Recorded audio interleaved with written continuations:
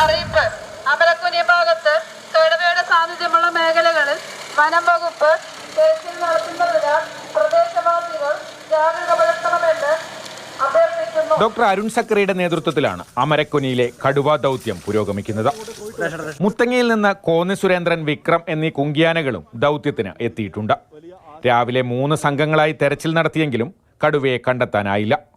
എന്നാൽ ഉച്ചയ്ക്ക് ശേഷം കടുവയുടെ സാന്നിധ്യത്തിന്റെ ചില ലക്ഷണങ്ങൾ കണ്ടെത്താനായി.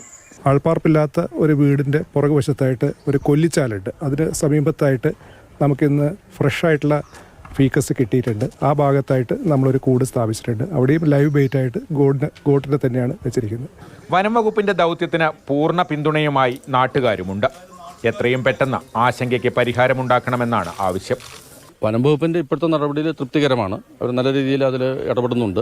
ആ ഇടപെടലിൽ നമുക്കൊരു ഫലം കണ്ടെത്തുക എന്നുള്ളതാണ് അതിനകത്ത് ഏറ്റവും പ്രധാനപ്പെട്ട കാര്യം. അതിന് സാധിക്കും എന്നുള്ള പ്രതീക്ഷയിലാണുള്ളത്.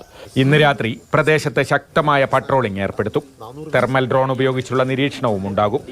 നാളെ രാവിലെ മുതലാകും കുങ്കിയാനകളെ ഉപയോഗിച്ച തെരച്ചിൽ തുടങ്ങുക. മാതൃഭൂമി ന്യൂസ്, വയനാട്.